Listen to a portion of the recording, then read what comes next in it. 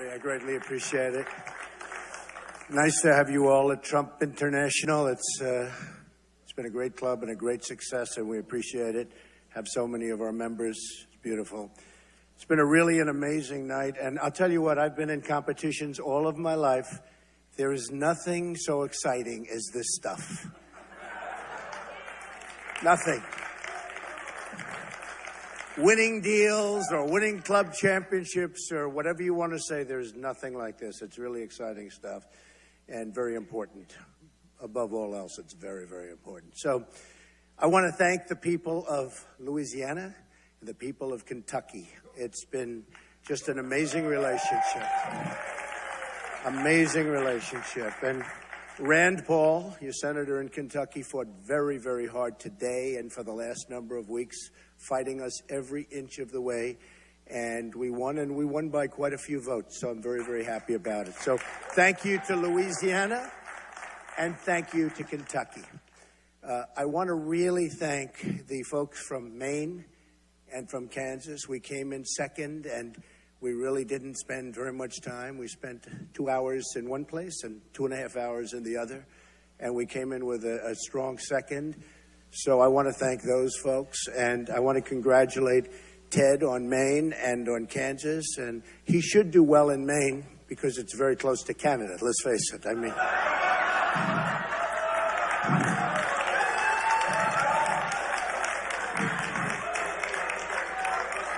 a lot of truth. I think Marco Rubio had a very, very bad night.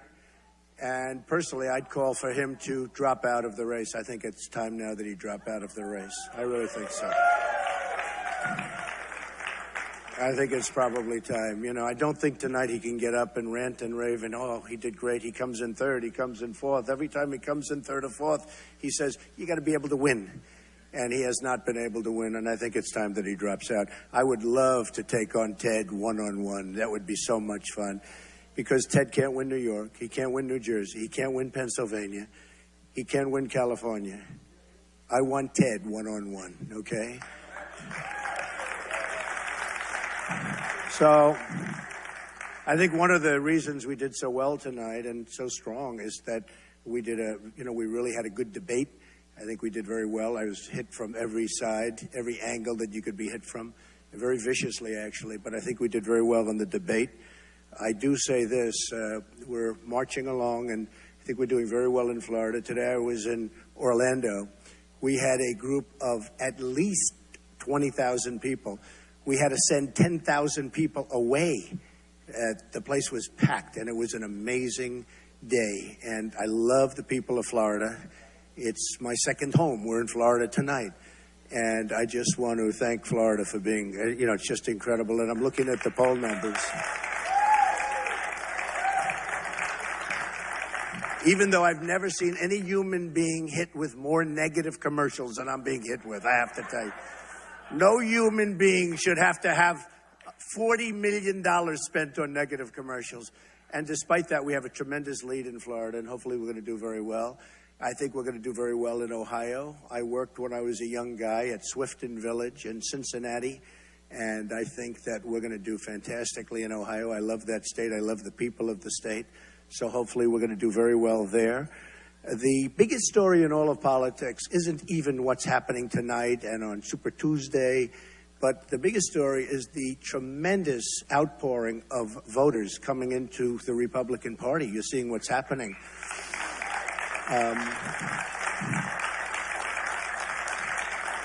Millions and millions of people are coming in and voting, and they've never seen anything like it before. Actually, they're doing covers on Time magazine because it's a movement. What's happening is a movement, and I'm very honored to say that if I were not involved, that wouldn't be happening. Well, I'm only kidding. Actually, I'm not kidding, but I'll say I'm kidding because I want them to say I'm a nice person.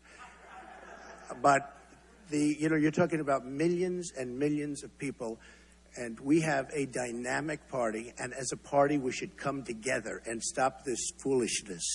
We have something, and I was thinking about it today for the first time. The establishment is very unhappy with the way things are going, and I can understand that, although I used to be part of the establishment. 7 months ago, before I decided to run, I was part of the establishment. But now I'm not part of the establishment. Once I announced I was running, they said, what's he doing? Why is he running? He's not supposed to be running.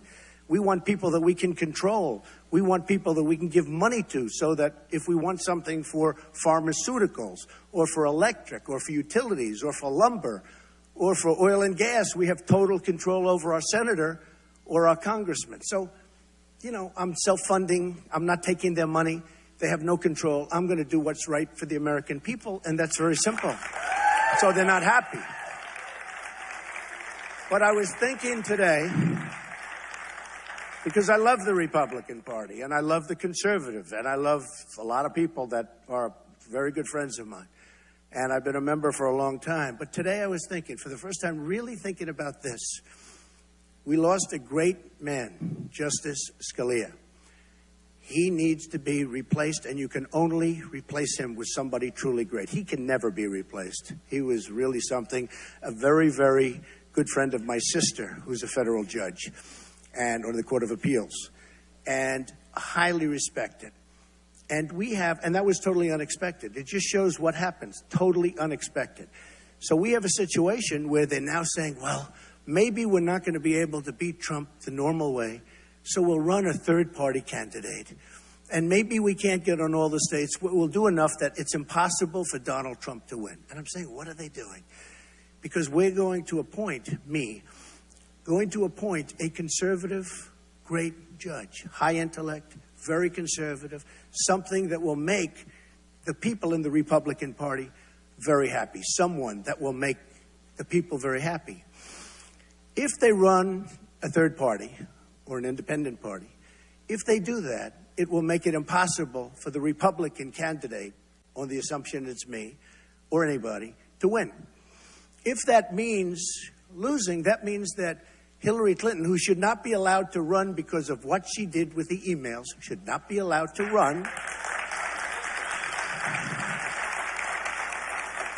But on the assumption that they did that, it would be impossible for the Republican to win. And obviously the independent or third party could not win.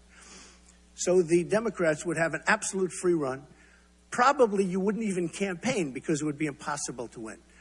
And what does that mean? That means that automatically they are going to appoint very, very, very liberal judges.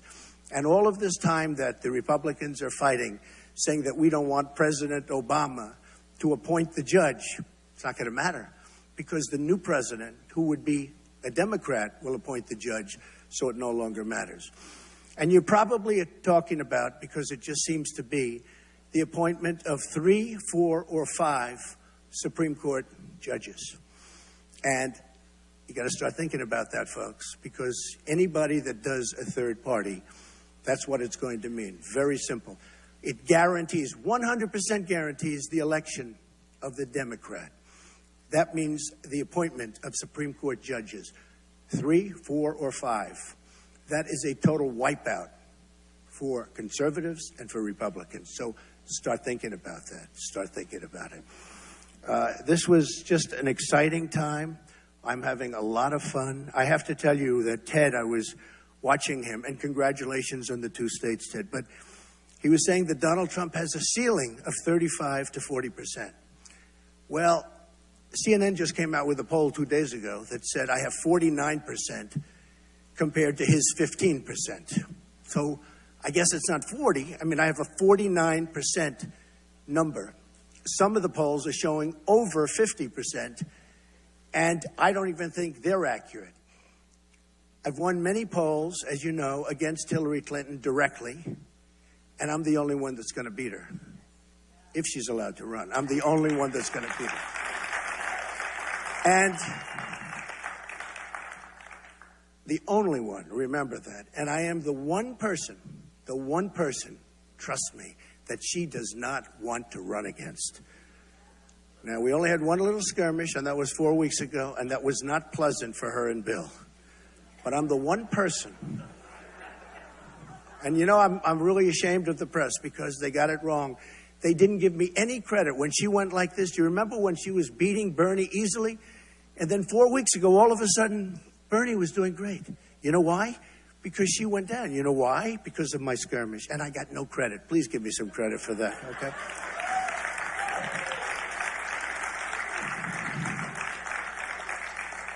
So I look forward to that race. And again, I haven't really done anything with Hillary. We haven't started on Hillary except for the one moment 4 weeks ago.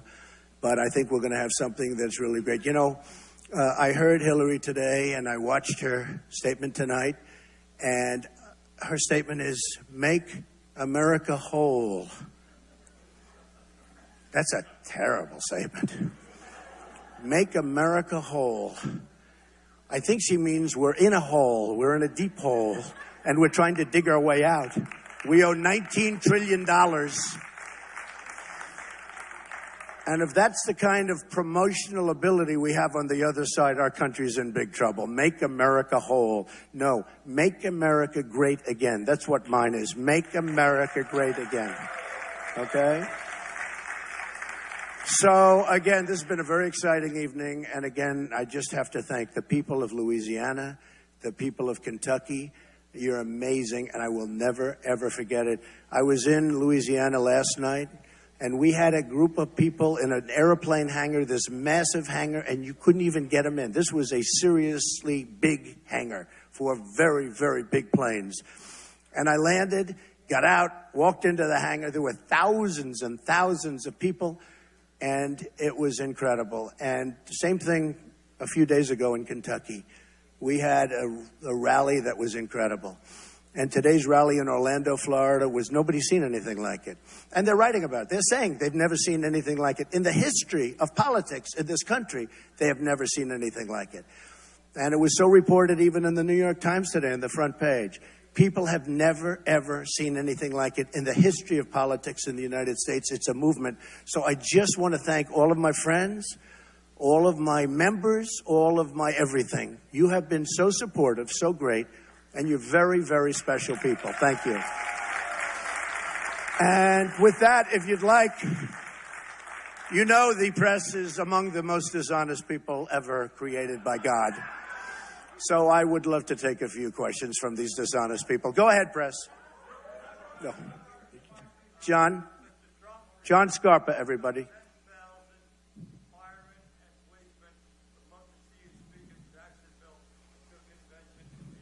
Okay, if I can do it, I'll do it, John. John Scarpa, everybody. Thank you, John. If I can do it, I'll do it. Yes, sir, go ahead.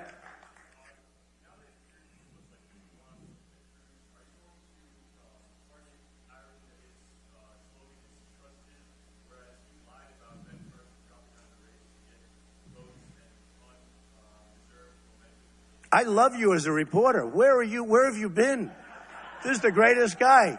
Lion Ted. I call him Lion Ted. He holds up the Bible and then he puts it down and he lies. Okay, Lion Ted. I never saw a man that lied as much. Now, Lion Ted, no, what he did to Ben Carson was a disgrace. And actually me, because had he not gotten those Ben Carson votes, I would have won Iowa too. I would have had everything. So, no, Ted was, and what he did, frankly, when he did voter violation on a form that looked like it came right out of a government agency. Voter violation. And the only way you get rid of the violation, essentially, is by voting and going and voting for Ted Cruz. Did you ever see this? And people did that because they were afraid. It was terrible. It was a very fraudulent thing. And he's done a lot of bad things. So Ben Carson's a great guy. He's a great, great guy. And I thought that was a disgrace, what he did to... He said, basically, that Ben Carson's out of the race. Come on, vote for me. And he knew it was happening. So one of those things. But I do think this. I do think that Ted is at least moving along okay. But Marco has to get out of the race. Has to. Because despite what Ted said, oh, do I want to run against just Ted. That will be easy. Okay, David, go ahead.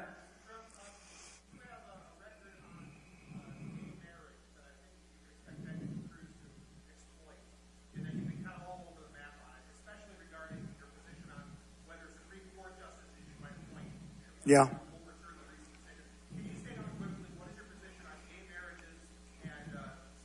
Well, I've made it very, very strong, and we have policy on it, and I've said it very, very strongly, and I think you know it, and it's all done in a you know, I mean, how many times do I have to say it?